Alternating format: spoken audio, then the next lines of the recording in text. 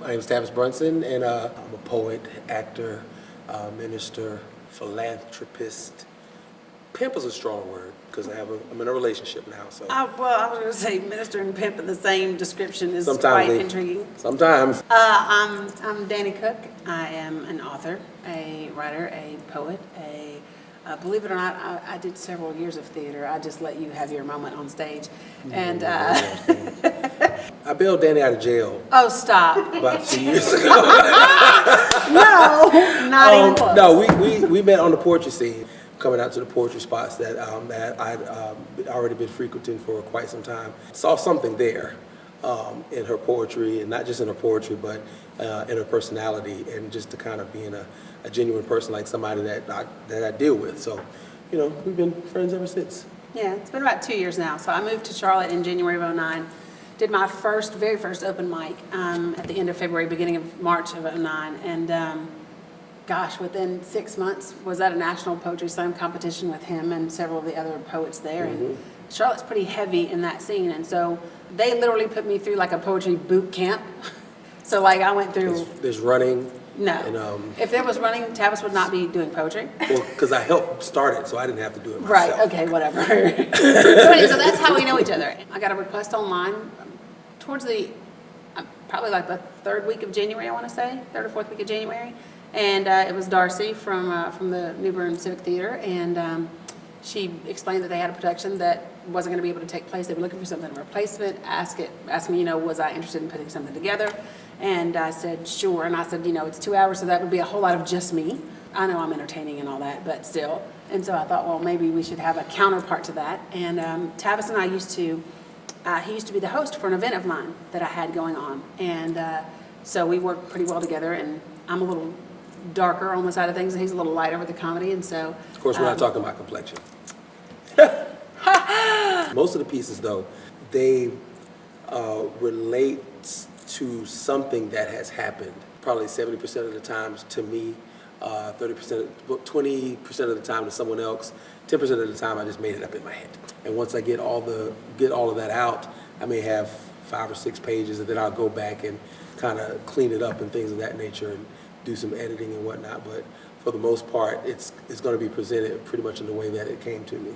Probably a lot of the curse words, because a lot of the bad ones, that's what happens. If you were to see a lot of my first drafts, because I was really upset about something or somebody really hurt me or whatever, so there's a lot of I was like, okay, that's good for the bedroom. Now let's let's get this publicly ready. See, and I'm the exact opposite in that respect. 99% of the stuff that I write is pretty much all of stuff that's happened to me. I don't edit hardly anything. Most everything that I write in 45 minutes or less. I'm usually almost always I'm listening to music. Occasionally I'll be watching something on TV, and even if I end up having to turn it down, and I'll hear something or I'll see a line in something, and I have headphones in my ears, and then I'm writing, and usually it'll all come out in somewhere between 30 minutes to 45 minutes. The only editing that I do really is normally when I'm performing it, and I might cut a word here, cut a word there, just for flow purposes. I mean, because Tavis calls himself the minister, right? I'm just Dani. So I don't really care if people like what I say or what they don't say, what I don't say. I think that if I wrote it that way, it's how I should say it, because that's what's real about it. I don't want to clean it up for anybody else. I don't want to edit it and make it agreeable for anybody else. So because my thought is this, is if God already knows what I'm thinking, why do I care what you think? And so I just perform it the way that it comes out. Now, I will cater it for audiences. So this is PG-13, so certain words we didn't use and things like that, but the content is the same. I feel honored that she asked me to be a part of it, and I think one of the reasons it came together so well is because we know each other's work so well. Mm-hmm. So it wasn't hard. Like, I made a joke up there, like, we could have, if they had asked us, oh no, it was backstage, we were doing the prayer. I was like, we were ready because, preparedness had already been set in place. They could have asked us like 2 months in advance. They could have asked us the day before, and I think we would have been able to put something together because, like I say, we used to host together. We've been on slam teams together, and we're so familiar with each other's work. Like a lot of the other poets in Charlotte, we work together so much that it's not hard to decide. Okay, this is the kind of theme that we're looking for, right, and these are the pieces that we think will fit best fit that theme. Right. Which is how we came up with this. Right, so when we were talking about a dark comedy, and I said, I want us to talk about all different types of relationships, I said, but I want us to be real. And I want people to see what happens to men and what happens to women, and then how it affects us interacting together. And so, like, one of the things that I said to him is, I want Monster. I want Monster in this show, because it's confessions from both sides of the fence. And he said, okay, we can do that. And Because I didn't plan on it. no, I'm sure that you did. But for me, it was a requirement, because one of the things that I really do think that I strive to achieve is, I ask people, why do people like what I do? And why do people like me? And they'll say, because you're just so real. I'm 100% transparent, the good, the bad, and the ugly. Is that another complexion joke? Me. Okay. He almost made me flip him off on camera. Did you say I had to? Good save. Good save. Yes, but no. So, but because we knew each other's material, that we literally were able to sit down and say, okay, here's how the set's going to go, and we wrote the collab piece just 2 weeks ago.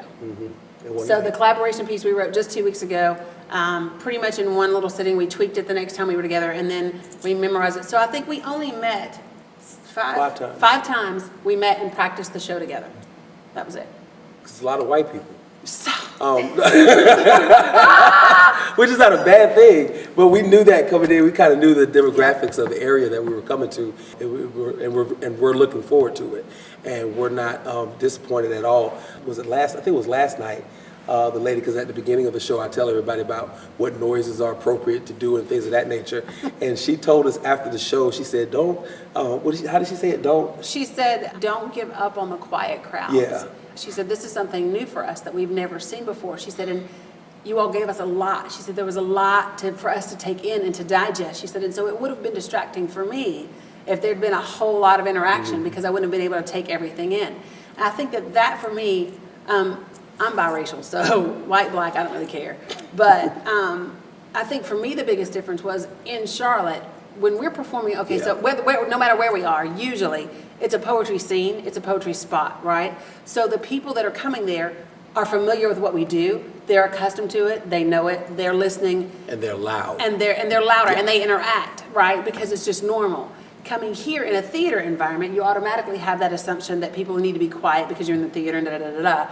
But it's also that aspect of they've never seen what we're doing before. So you're not quite sure how they're going to react to it. And so for us, it's learning how to feed off of people in a different way. When we're used to normally hear people be like, and the sounds that they normally make when we do it, I'm able to watch a little bit more of what they do or don't do. So here, this lady, she was 3 rows back on the left-hand side, and so what she did, she was nodding her head at me. And so that was a signal for me that she was with me. The lady that was here, she moved down and brought her husband with her. So, whenever they move up several rows to kind of get into it, then they're there. The lady that said when Tavis finished Monster tonight, and he went to tell the story, and she said, come back, Tavis, right? That's good. You know what I mean? We can feed off that, even though it's not the same type of interaction that we would have at a poetry spot. So it's been different, but it's been really good. And one of the things that's been really cool is noticing how the different places that people react to. I'm getting responses in areas that I'm not used to getting responses to, and it was so cool. It was so cool because it makes me think about the things that I wrote even more, those particular lines. Okay, so what funny for me is when I do Be Women, everybody always laughs at the trunk part. There's another section that I'm used to people reacting to and laughing to that they don't hear, but the part that I didn't think they would get, there's a line in it when I say, getting ready, never mistake her tears for sadness or grief. That might just be the precursor, her relief of getting rid of your sorry self and calling Tyrone to give you help. I did not expect in New Bern for people to get that line, because that line is from an Erykah Badu song. So I really didn't think that the folks in New Bern would get the whole Erykah Badu reference, but they fell out laughing every single night. So go figure. Awesome. Yeah. They have taken care of us so wonderful, and this theater is beautiful, and the people they're awesome, and Angelina's so cute. Hey. I said this to Tavis earlier when I was walking back from MJ's today, and I said, how you just meet people, and they're just there. You meet like people. You just have this connection to them, and I definitely feel that way about Angelina. I have to give her credit and the theater credit for bringing something that's completely different and very much outside the norm of what New Bern may be used to. So that in itself, from Jim to Zoe to Angelina to everybody, says a lot about the fact that they're willing to step outside the box and bring us here and do something like this that's completely outside the norm. So professionally, you have to have an admiration for that as well.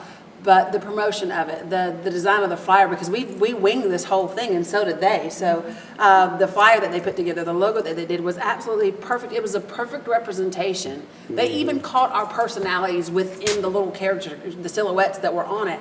I hate to sound like, all spiritually wishy-washy or whatever, but it just really seemed like some divine thing was kind of over it that made it all come together so well. So It's called God. Don't be afraid to say it. It's okay. this from the pimp minister. Just saying. Ex-pimp. I'm just saying. So anyway, yeah. So no, my opinion of New Bern Civic Theater and of the staff is they've just been amazing. And it's nice to come into a place and feel like you're a part of everything and like you belong. And I don't think there's ever been a awkward moment or anything like that. It's just felt like being home, which is good. Give us time. We'll find it out. Say we got 3 more shows with you. Give us time to mess up somewhere. That darn Angelina. No, I mean, they were great enough to come yesterday. I went outside the hotel to get in my car. I was going to kind of go around New Bern, and my right tire was flat. And I guess maybe I had something coming down, and so I'm in New Bern. I don't know anybody or anything, and so I called Angelina, and I was like, help me. Where do I go? And so she was like, we're going to send somebody over. She sends Jim, the president of the theater, over to change my tire, which is fantastic. Amen. Great. So it worked.